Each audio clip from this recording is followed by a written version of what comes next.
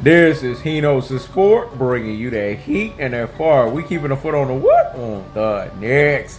We keeping a foot on the what? On the next. And like the Tibetan master that I am, I'm applying what? Unlimited pressure. Because pressure does what? Head versus pipes, dog. Let's talk about it, man. This is Hino's Sport, the night set, dog. You can see little Uzi Vert, dog. Offset, set. Making the dog go. Offset, set. Making the dog go. You saw little Uzi, dog. He was at where? The Gervonta Tank Davis fight.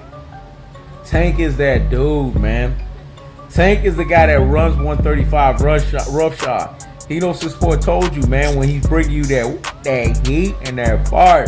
And he's keeping a foot on the what? On the next. He's keeping a foot on the what? On the next. And like the Tibetan master that he is applying what? Unlimited pressure. Because pressure does what? It versus pipes, dog. The bottom line is this. Tank is that dude at 135. It's time to put respect on Gervonta Tank Davis's name. He's a true alpha extraordinaire governed by true alpha economics. Motherfuckers want to tell you Tank is a beast. But Tank gets touched up. Are you fucking kidding me? Do you fucking know boxing? Are you just being an exaggeration artist? Or do you have the true boxing eye test? Let me say it again. Are you being an exaggerated artist? Or do you have the true boxing eye test? Front foot dominant fighters are going to get wet a little bit. He was fighting a Mexican community fan base fighter that has basically a come for bullshit style. So Tank had to do center line mass. Tank had to basically raise this motherfucker up too like we do in Tonk. Raise this motherfucker up too like we do in Spades in order for him to showcase to his ass his power. And that's going to happen. And see, people don't understand this shit because they don't have true boxing eye tests. It's a lot harder for a fighter to come down in weight than for a fighter to go up. Let me say it again because what I said was so deep and profound. Let me let that marinate in the corpus callosum and in the cerebellum. Hear me? You hear me? Fucking wow. This is for people that's in boxing 303 lane and higher. If you're in boxing 303 lane and less, like 202 lane and 101 lane, you ain't getting what I'm saying. You're a Rudy Poo and a plum plum brain. You're a classic daughter and a troglodyte. You're an ultra fanboy with an ultra fanboy rhetoric. You have a lot of fucking casuals that are exaggerated as fuck.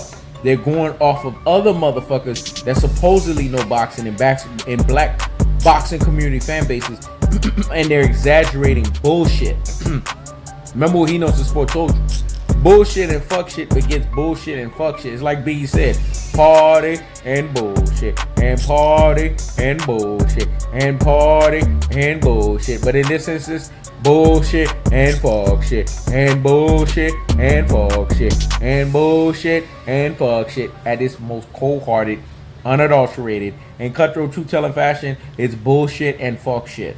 Because anyone that has the true boxing eye test knows that Gervonta Tank Davis was systematically breaking down Leo Santa Cruz. And when you put a Mexican and a black fighter together, black fighters are going to get touched up a little bit because of the Mexican come forward bullshit style. It's going to make the black fighter feel like he's getting touched up.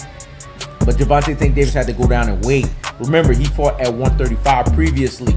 That's more dangerous than a guy that's moving up. Because when a guy that's moving up, they don't have to basically take as much risk as a guy that's moving down, because when a guy's moving down, he has to cut weight, whereas a guy that's moving up is actually assimilating to weight. Woof. Man, I'm chopping gems and jewels, dog, like a turkey. Gobble that thing up, dog. Hino's Sport, man, is in scientific mode, so get the notepads out and get to the damn scribbling. When a guy moves up in weight, he's basically assimilating to weight because he doesn't have to cut as much weight. But when a guy's dropping weight, especially when he's assimilated to a new weight class, it's more dangerous. This is why Gervonta Tank Davis didn't look the way he would look at 135. And he still showcased dynamite power. He still showcased that he's a Mighty Mouse iteration of Mike Tyson's power meets Roy Jones Jr. athleticism with the Floyd Mayweather pool counter extraordinary ability.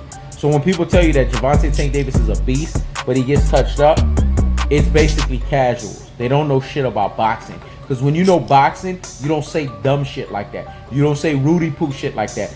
Plum braid shit like that. Classic those shit like that. Ultra fanboy with the ultra fanboy rhetoric shit like that. You don't say troglodyte shit like that. You say real shit. Because those that have the true boxing eye test, real G's, super real G's, and ultimate real G's out here in these boxing streets know front foot dominant fighters are gonna get wet a little bit. That's what happened. Gervonta Tank Davis got wet a little bit. But then motherfuckers talk about the solar plex shot.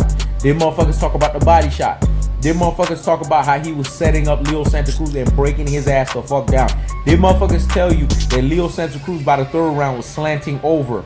There's a reason why he was slanting over. Because those solar plex shots made him Earl. Let me say it again. They made him call fucking Earl. That's the cold-hearted. That's the unadulterated. That's the cutthroat true telefashion. It was Superman versus Bleep. That's all, folks. Elmer fucking Fudd. I keep the foot on the whoop on the next. I keep the foot on the whoop on the next. This is Hino's the Sport. Checking out.